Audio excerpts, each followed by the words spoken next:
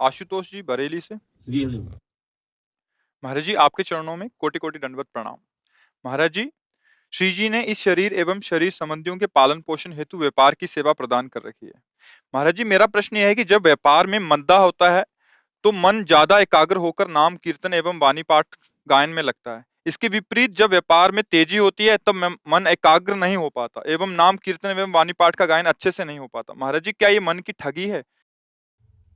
क्या है कि अभी भजन प्रभु को अपना मान के नहीं हो रहा है, अनुकूलता की प्राप्ति के लिए भजन हो रहा है। पर अच्छा है, अच्छा है। ये किसी भी एन के इन प्रकारेण भगवान से जुड़ जाना मंगल का हेतु है। अगर अनुकूलता मिले तब तो और भजन होना चाहिए ना। अगर व्यापार ठप हो रहा है तो भजन में विक्षेप पड़े तो बात समझ में आवे। अनुकूलता और व्यापार बढ़ रहा है तो भजन और बढ़ना चाहिए। बड़ी कृपा हो रही, हम उन्नति को प्राप्त हो रहे हैं, पर आप तो विपरीत चल रहे हो। जैसे जिस समय व्यापार की अधिकता होती है तो जिस समय वाणी पाठ या कीर्तन के लिए बैठते हैं तो दिमाग में बार बार वही आता है कि हाँ ये काम है, ये ऑर्डर जाना है, ये चीज़ें होनी हैं, तो उसमें विक्षेप पड़ता है फिर। उसको विक्षेप मत मानो, उसे सेवा मान लो। सेवा मान लो कि व्यापार से जो भी संपत्ति आएगी, परिवार का पोषण होता है, ठाकुर सेवा होती है, और व्यापार भी भगवान का है। उसे प्रभु मानने लगोगे तो विक्षेप खत्म होगा। और जहां विक्षेप खत्म होना प्रारंभ हुआ तो जिस वस्तु का चिंतन करो, जिस व्यक्ति का, वो भी तो प्रभु ही बने हुए हैं।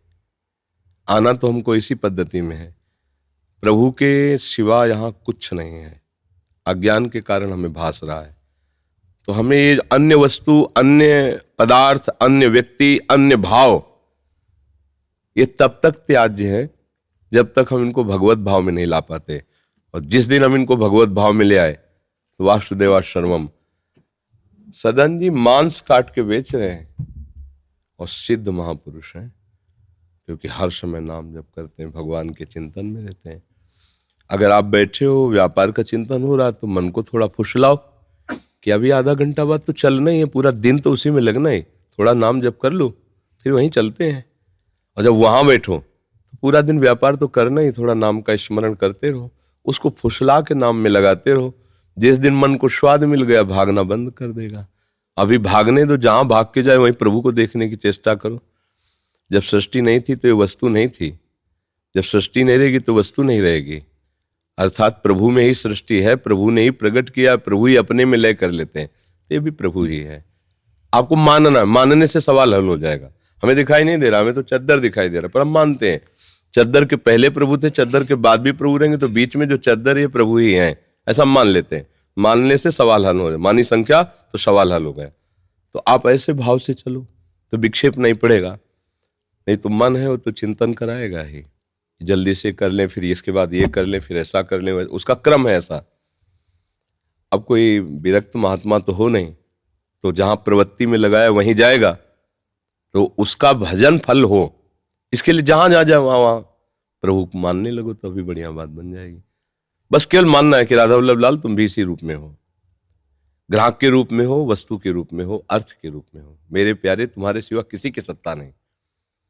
तो मन जहां जहां जाएगा वो सब भजन बन जाएगा, तो उसका परिणाम होगा भगवत प्राप्ति।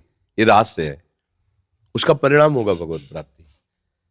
बहुत बढ़िया व्यापार, तो बहुत बढ़िया। दुकान में बैठे, जब ग्राहक आया, भगवान का स्वरूप मान के पहले प्रणाम किया मन से, आए राधा वल्लभ लाल, और उचित लाभ पर उसको वस्तु दे दो।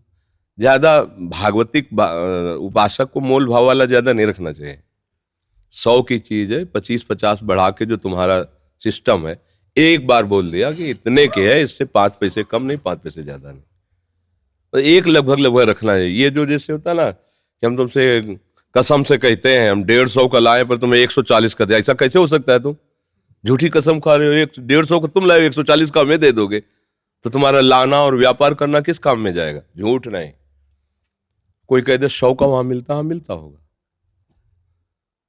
हम 150 का देंगे। व्यापार में सब कोई जानता है अपने लाभ के लिए व्यापार किया जाता है, बस साफ बात है। तो सत्य से जब चलोगे ना, अच्छा जो भी व्यापार, अच्छा माल होगा, और एक रीति से चलोगे, बेईमानी नहीं, छल कपट नहीं, तौल नाप में धोखा नहीं, तो भले अर्थ कम आवे लेकिन आपका परिवार उज्जवल और भविष्य बहुत अच्छा होगा। और बेईमानी से कमाया हुआ धन आपके परिवार के ऊपर बहुत बड़ी हानि पैदा कर देगा, ये लोग समझते नहीं। इसलिए नाम जप करो, हर कार्य को भगवान का समझो, हर व्यक्ति में भगवत भावना करो। गाली दे रहा है, धक्का देकर बाहर निकाल दो, पर थे मेरे भगवान ही, ये बात पक्की माननी है। भीष्म जी तो भगवान को सामने देख रहे हैं और बाण मार रहे हैं कि नहीं मार रहे। अगर विपक्ष में हो और हमें खेल दिया है कि युद्ध करो, तो हम आपके बाण भी मारेंगे, क्योंकि आपके खिलाड़ी हैं, आपके साथी। ऐसे ही किया जाता है व्यापार, जो भी कार्य सब है। जहां हम प्रभु से कुछ अलग मान लेते हैं वहां हमें परेशानी आती है। जैसे अभी हम एकांत शांत होकर के प्रियाजू के चिंतन में बैठे हैं, कितना बड़ा सुख मिलेगा। शरीर स्वस्थ है, परेशानियां, फिर भी आपसे बात कर रहे हैं, क्या मतलब है? आप हमारे प्रियालाल के स्वरूप हैं, प्रियालाल के द्वारा भेजे हुए हैं, आपसे हम बात कर रहे हैं, आपको सुख मिलेगा, ये हमारी सेवा बन गई। तो हम एकांतिक भजन से भी श्रेष्ठ ये सेवा समझ रहे हैं कि हम भजन करके खुद आनंदित होते, लेकिन आप अगर 10 भजन में लग गए और आनंदित हो गए तो मेरा जीवन धारण करना सार्थक हो गया। तो आप व्यापार ऐसे ही कर रहे हो, आप जो भी कार्य कर रहे हो ऐसी भावना से करो, तभी आनंद आ जाएगा। दूसरे से सुख छीनना ये राक्षसी स्वभाव, दूसरों को सुख देना यही साधुता का स्वभाव है। हर जगह आप भजन कर सकते हो, हर क्रिया भजन है, क्योंकि सब मालिक की है ना। हम मालिक के भाव से अलग हट के जब हम मालिक बनते हैं, हम अपना व्यापार समझते हैं, तब हम फंस जाते हैं। और जब प्रभु का कार्य समझते हैं तो हम नहीं फंसते हैं। सबसे बात करते हैं, सबसे मिलते हैं, लेकिन किसी की याद नहीं आती, क्योंकि सब श्री जी के, अपना कोई नहीं, अपनी केवल श्री जी हैं।